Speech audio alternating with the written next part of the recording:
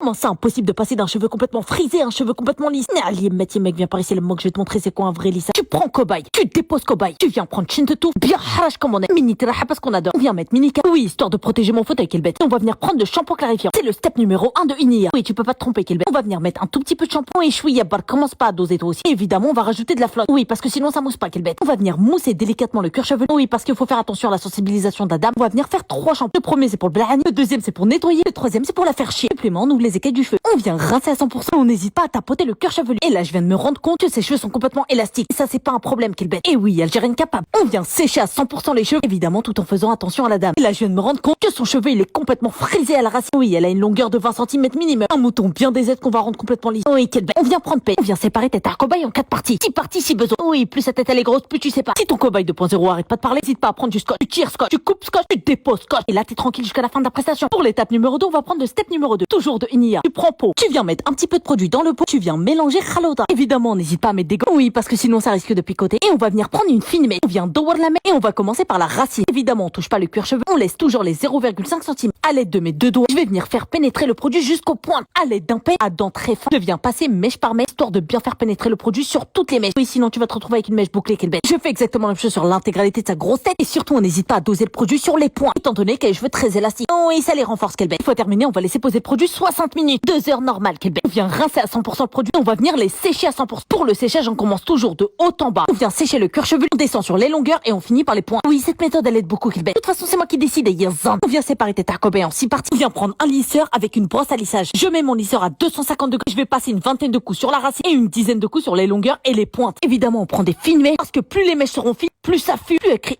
Le résultat, il sera incroyable. Je viens faire exactement la même chose sur l'intégralité de sa grosse tête. Et pour les pointes, je vais passer le lisseur sans forcer. Et psat, quelle pète. Résultat très tchatcheur fait par une Algérienne très capable. Regardez-moi juste ce résultat incroyable. Non seulement ses cheveux sont complètement lisses, ils sont réparés, soignés, ils sont hyper brillants. Évidemment, ils vont rester complètement lisses même après lavage. Un coup de ses cheveux et c'est terminé. Tu peux dire adieu au lisseur et adieu au brushing. Évidemment, tu peux retrouver la référence en bio ou encore en story IG. Et surtout, n'oublie pas, ne me remercie pas, ça me fait plaisir de te faire plaisir, quelle bête. Il bébé. Abonnez des Yezo. Ce midi là, abonnez.